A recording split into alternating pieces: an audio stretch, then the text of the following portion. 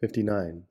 There are two aspects of the procedure of argumentation to which speculative, begreffende thinking is opposed, and which we call for further notice. First, such reasoning adopts a negative attitude towards the content it apprehends. It knows how to refute it and destroy it. That something is not the case is a merely negative insight, a dead end which does not lead to a new content beyond itself. In order to have a content once again, something new must be taken over from elsewhere.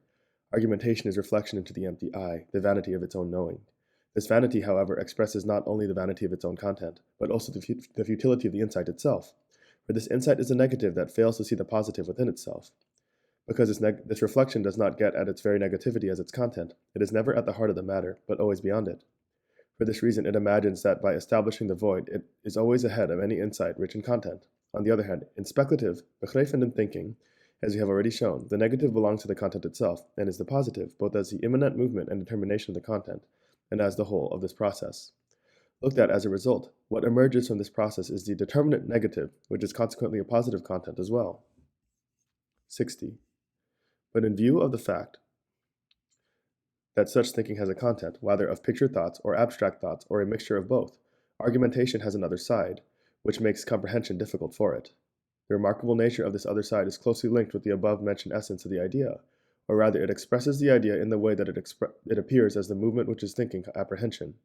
For whereas in its negative behavior, which we have just discussed, ratiocinative thinking is itself the self into which the content returns. In its positive cognition, on the other hand, the self is a subject to which the content is related as accident and predicate. This subject constitutes the basis to which the content is attached, and upon which the movement runs back and forth. Speculative, begreffende thinking behaves in a different way. Since the notion is the object's own self, which presents itself as the coming to be of the object, it is not a passive subject inertly supporting the accidents. It is, on the contrary, the self-moving notion which takes its determinations back into itself. In this movement, the passive subject itself perishes, it enters into the differences in the content, and constitutes the determinateness, that is, the differentiated content in its movement, instead of remaining inertly over against it. The solid ground which argumentation has in its passive subject is therefore shaken, and only this movement itself becomes the object. The subject that fills its content ceases to go beyond it, and cannot have any further predicates or accidental properties. Conversely, the dispersion of the content is thereby bound together under the self. It is not the universal which, free from the subject, could belong to several others. Thus the content is in fact no longer a predicate of the subject, but is a substance, the essence and the notion of what is under discussion. Picture thinking, whose nature it is to run through the accidents or predicates, and which, because there are nothing more than predicates and accidents rightly goes beyond them, is checked in its progress, since that which has the form of a predicate in a proposition is a substance itself. It suffers, as we might put it, a counterthrust. Starting from the subject as though it were a permanent ground, it finds that, since the predicate is really the substance, the subject has passed over into the predicate, and by this very fact has been sublated. And since in this way what seems to be the predicate has become the whole and the independent mass, thinking cannot roam at will, but is impeded by this weight. Usually the subject is first made the basis as the objective fixed self. Thence the necessary movement to the multiplicity of determinations and predicates proceeds. Here, that subject is replaced by the knowing I itself, which links the predicates with the subject holding them.